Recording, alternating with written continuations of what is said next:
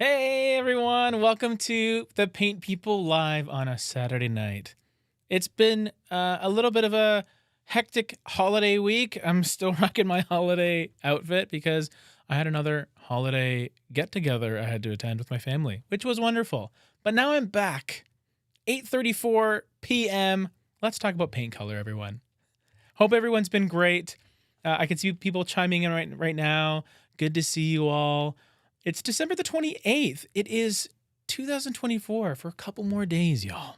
And then we're getting into the next year, which is crazy. It's insane how fast time is flying. And as a new father, like a relatively new father, it's kind of this weird duality I find where the days are kind of long, but the weeks and the months are like lightning fast. So crazy, crazy stuff. Today, what we're going to do is we're going to talk about the colors of the year from 2025 moving forward, revisiting them a little bit, and then I'm going to kind of rank my top 10 in order from least favorite to most favorite. There's more than 10 colors of the year that exist, but I wanted to give you 10 of them just for this case because of the fact that we could go on and on and on, and I needed to draw the line somewhere. And I encourage you all to join in the chat. If you have anything that you want to chime in on, let me know.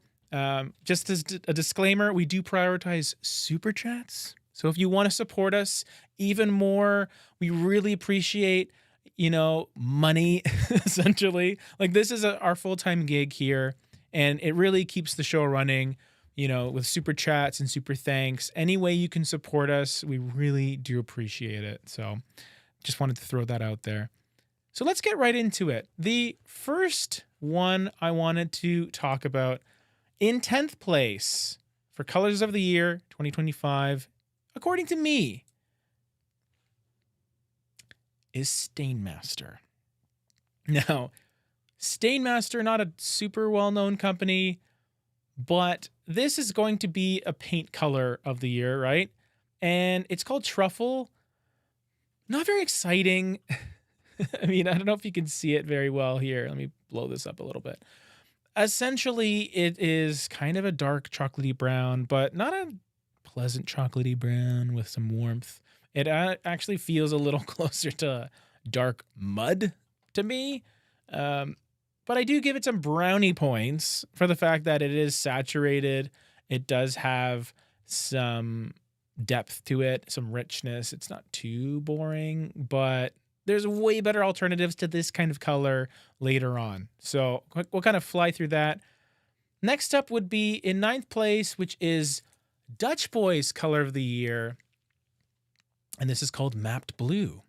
So the presentation's quite nice on this website. definitely has a coastal feel, don't you think? A little bit of a blue-green mix happening here. And they do have some cute palettes where you have, some saturated turquoise, a nice terracotta coral-esque clay, which I really do like.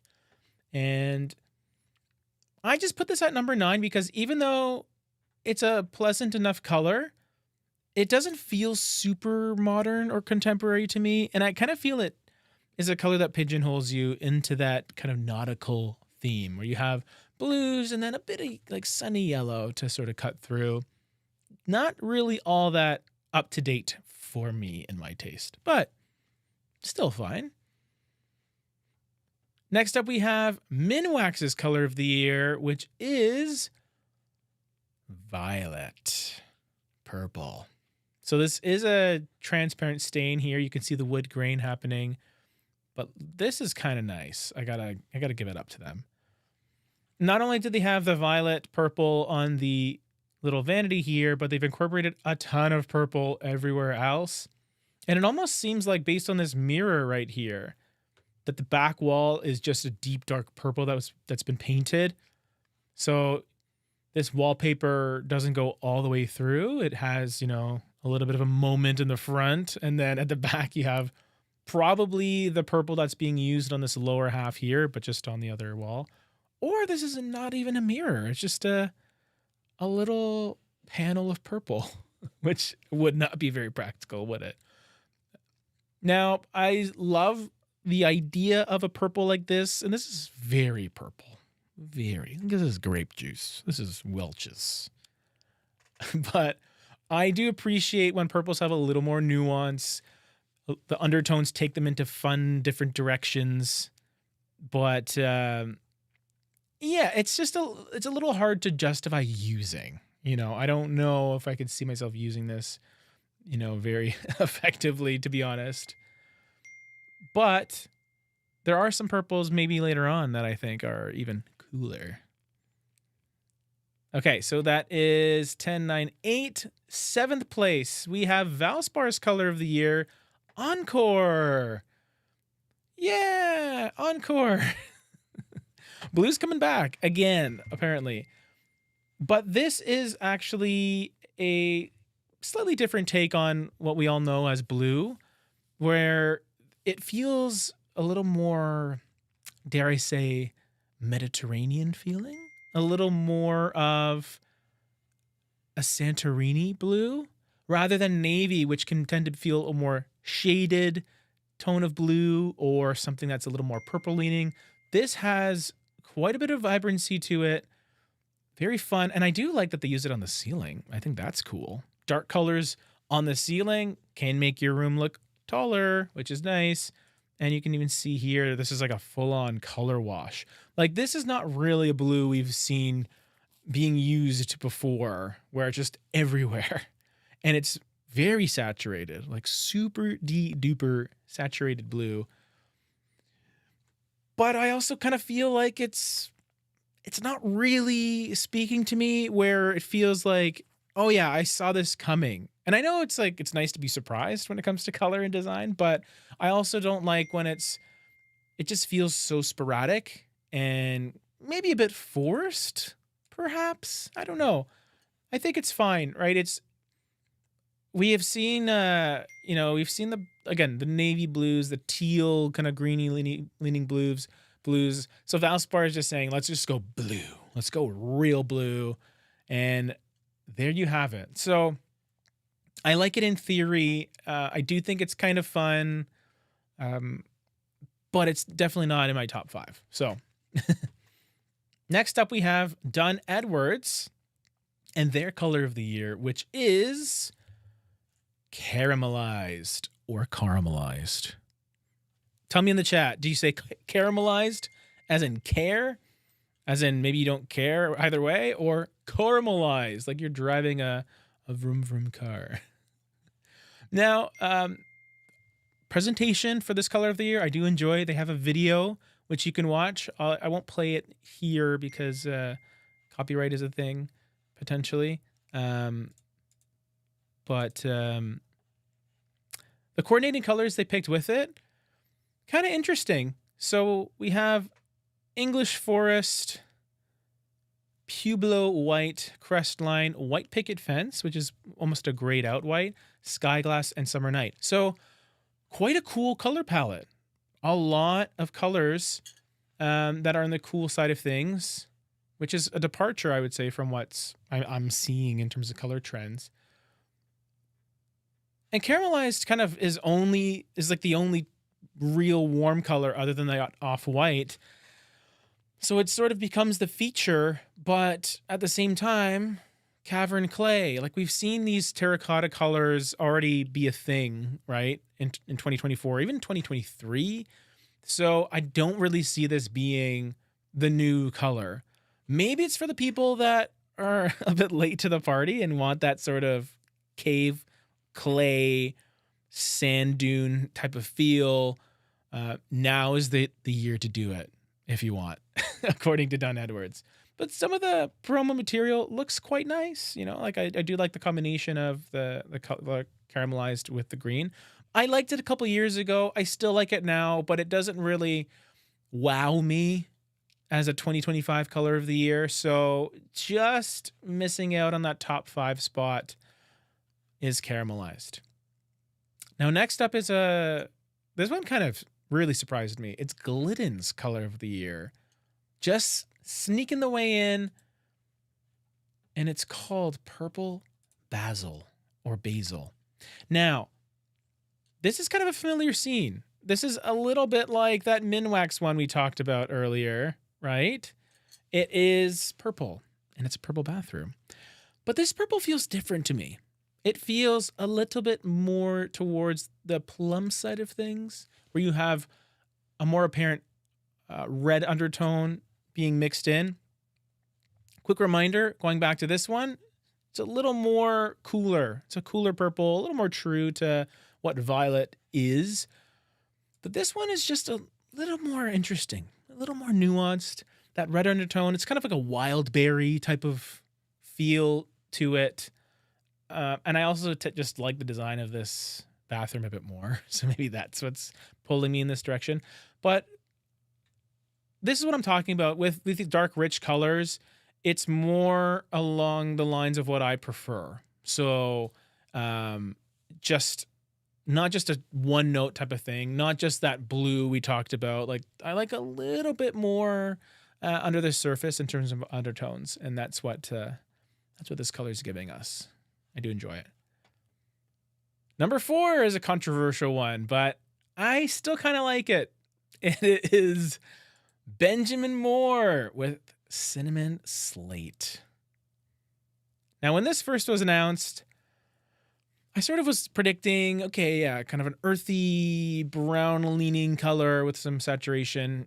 And lo and behold, this dropped. And for all intents and purposes, it's kind of a slightly silvery mauve.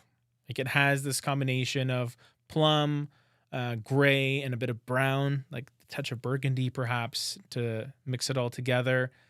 This one is maybe not the most exciting color, especially if you've lived through that big mauve phase of yesteryear.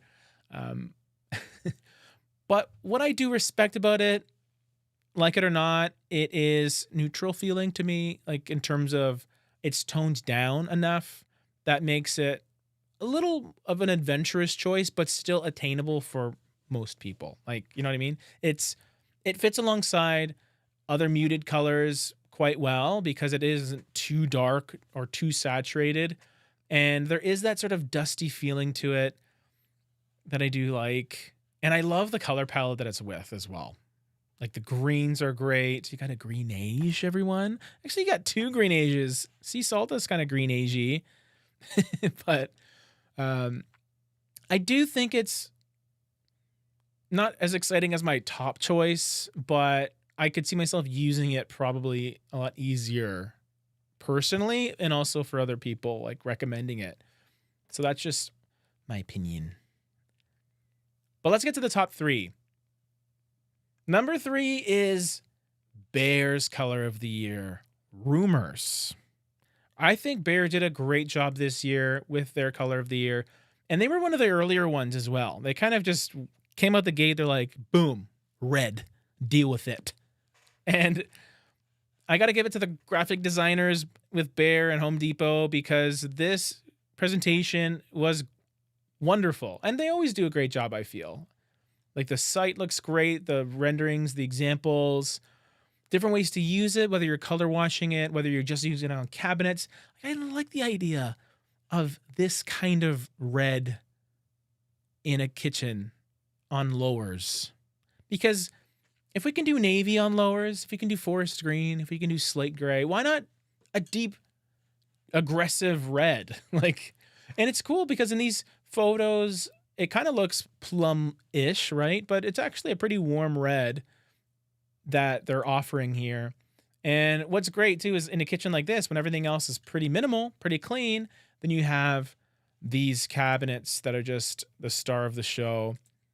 And they are relatively simplistic flat panel cabinets. There's not a ton pulling focus.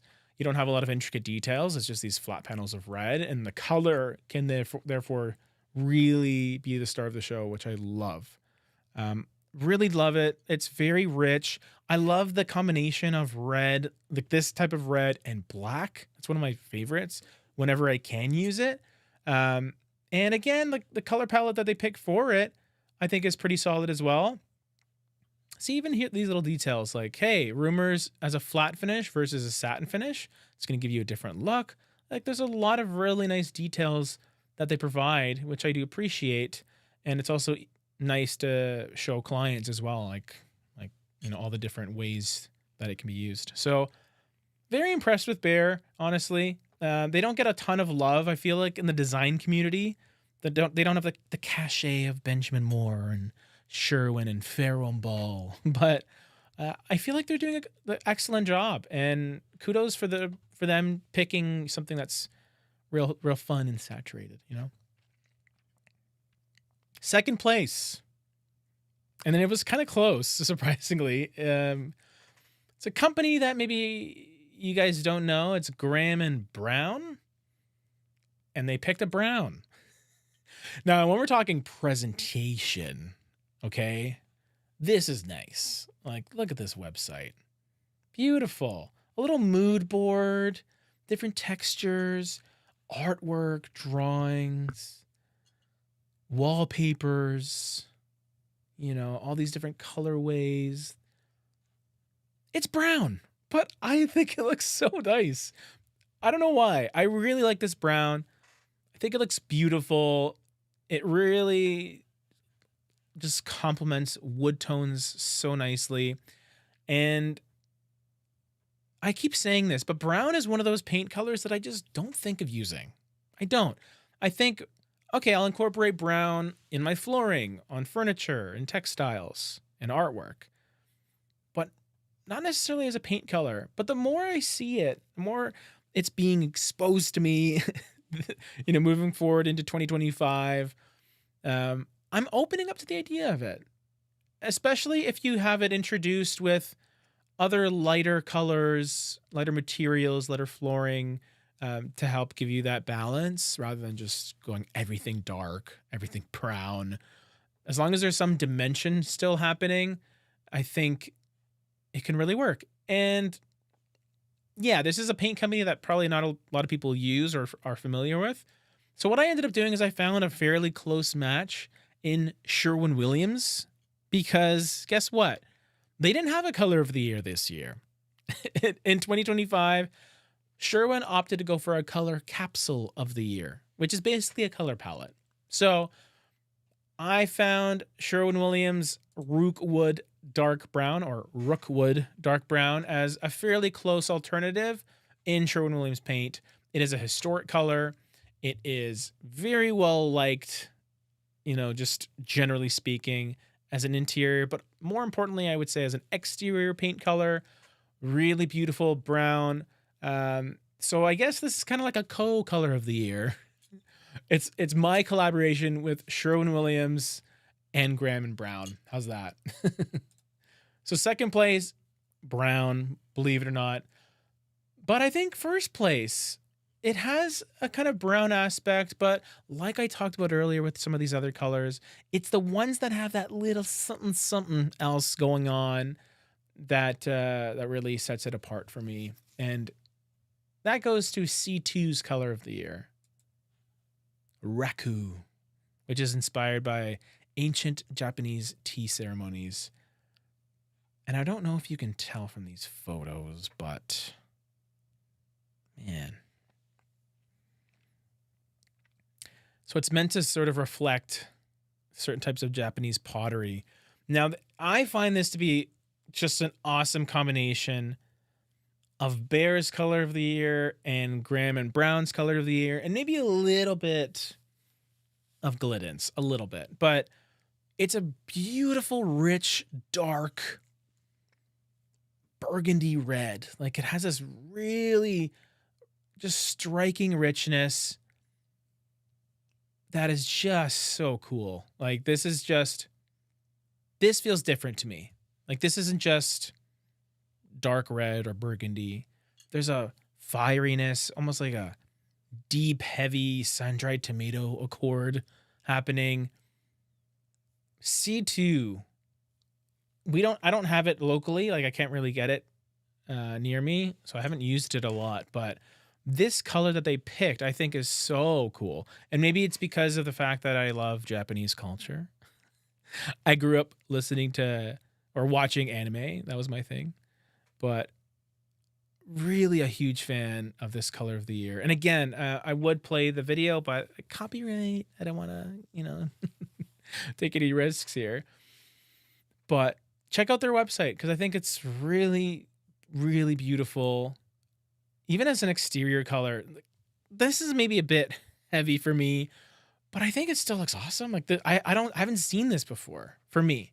Like, this type of red outside. I've seen red houses before, of course, you're seeing that combination like I talked about earlier with Bear's Rumors, that deep red and the black. I think those two just go together so well. And then in these cases, it almost looks like an actual deep, deep chocolate brown. So kind of a chameleon color. It really just can feel like so many different things, like a vibrant red or a deep chocolate brown, depending on the room, the furniture that it's surrounded by, the lighting. It really is just breathtaking. So our top 5, as a final recap, we have Purple Basil, this beautiful bathroom. Kind of an aubergine a little bit, but not quite as dark. Slight red undertone, which I do enjoy. Then Cinnamon Slate comes in 4th, which is almost like a muted version of that purple, a little more gray leaning, kind of, I like how they call it, velvety brown. But honestly, it's kind of a mauve-esque color. And then you have Bear's Rumors, which is this really nice red. Then you have Brown from Graham and Brown. And then kind of a combination of that red and that brown creates Raku, my favorite color of the year for 2025, which I hope to try out in my home, perhaps. Don't really know where I would use it. Actually, I do need to paint an accent wall in my living room because we are kind of switching around everything, and I might move my couch from the middle of the room to the back wall and then move the TV. So I got to figure out how to cover up all the holes from all the wiring we did. And maybe Raku will be the one. I don't know. But for now, why don't we chime in with the chat? Because I see a lot of comments, and I want to say hi to you guys. So, Jay Stokes, hi, how's it going? Welcome to the live freestyle. I love the purple. Me too. Purple's great. It's a very underused color in design, especially as an actual color rather than an undertone. A desert vibe in relation to, of course, the Dunn Edwards color of the year. Yeah, absolutely. Caramelized. This was very much last year before, right? That's when this kind of color became very popular. Kind of like a pottery color. Yeah, absolutely. It's just It's literally in the pictures here. There's these clay pots. And Ashley, yeah, that stunning bathroom. It is beautiful. I really do enjoy it. But again, like this, is that a mirror? Or it looks like just plexiglass? Like, I'm a little confused, but Cinnamon Slate has a funeral home vibe. Hey, man. That's a classy funeral home.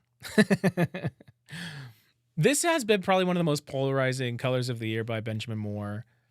And I feel like, in a way, maybe you're doing something right if you're pissing people off and making other people go, ooh, anything Benjamin Moore does is great, which is kind of like me, to be honest. Like, I trust their judgment when it comes to colors, because this palette is really cool, and I feel like it's very usable compared to the Raspberry Blush palette, which was way more electric.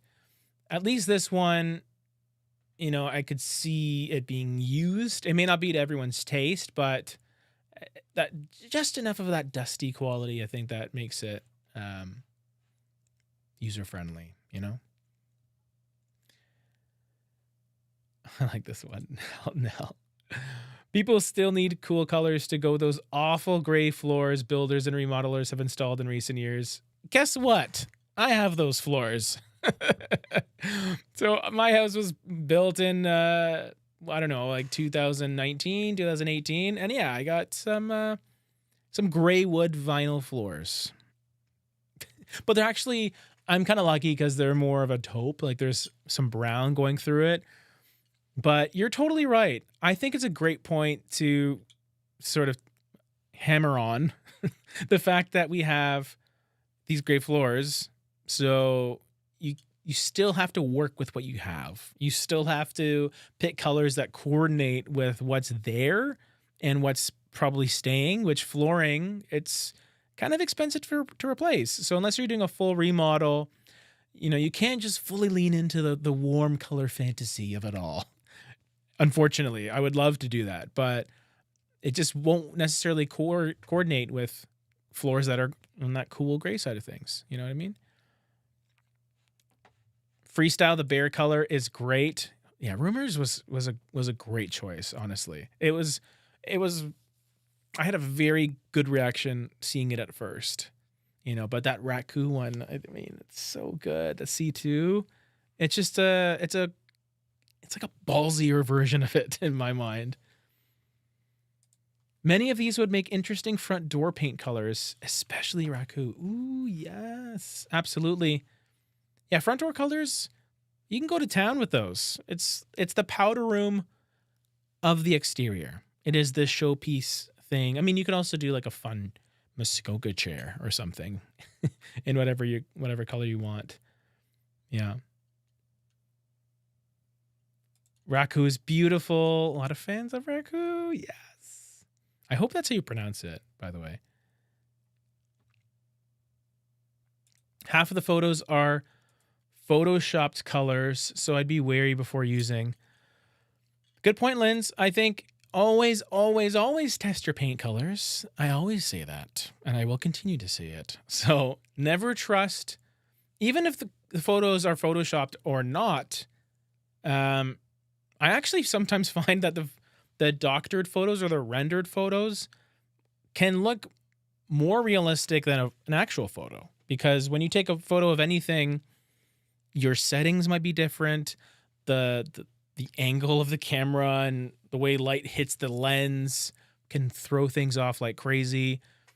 So there's so many variables when it comes to paint and when you're seeing paint reflected onto your screen. Whether it's a tiny little screen on your phone or a big monitor like I have, there's just so many things you have to think about when it comes to colors. So the best thing to confirm any color is to physically get the paint in the form of a tester pot, or if you have, let's say your buddy had a gallon of paint from a project that he did or she did, and he has extra paint, you can use that. Like, you don't need to buy tester paint.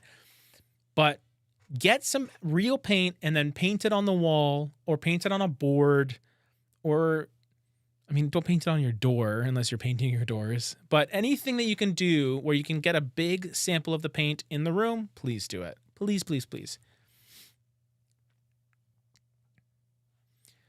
So yeah, cheers to C2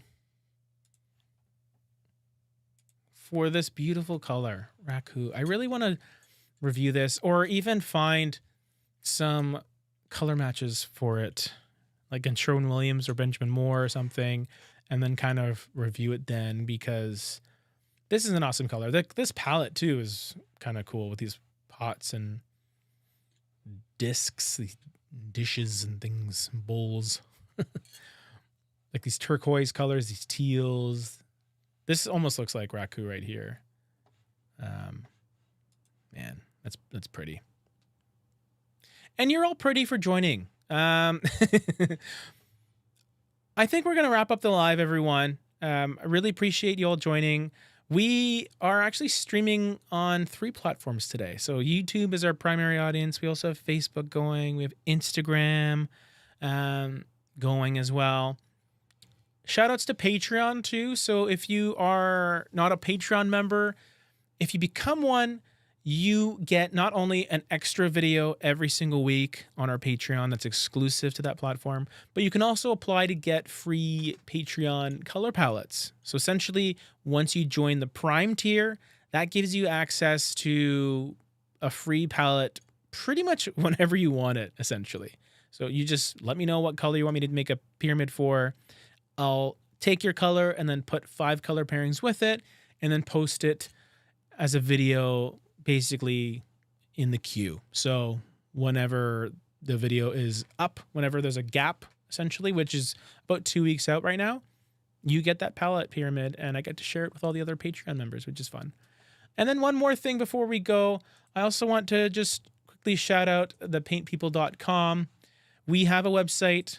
We do sell paint, but really we also have this service of palette pyramids and color consultations. So the palette pyramids are done by myself. We got 5 5-star reviews. Sweet. But essentially, there are 3 different options that we typically do. So like a 3 color palette with this cute little face here, a 6 color palette, and then a 12 color palette with 2 main colors. So if you don't like the first one too much, you can go with the second one. This is for the people that are like not that decisive, but they also don't want to deal with 4,000 colors in their fan deck. So at least 12 colors is narrowing it down a little bit. But yeah, you send us information, you send us photos, or me, I guess, and then I will put together a palette for you and give you a little personalized video kind of going through it all as well. So that is that. And then we also have actual online color consultations with Maria. She does it full-time. She's our full-time designer. She's lovely.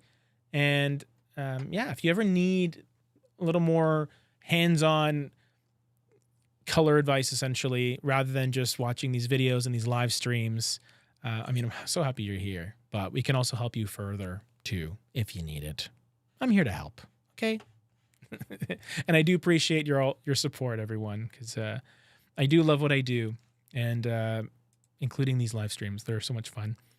This will be the last live stream of 2024, y'all. So happy New Year. Enjoy it. Be safe. Don't drink and drive. Be very careful if you're operating fireworks, please. I don't want to hear any stories about injuries in 2025 next live stream.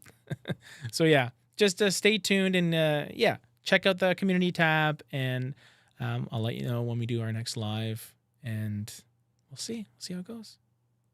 Take care, everyone. Have a good one. Bye-bye.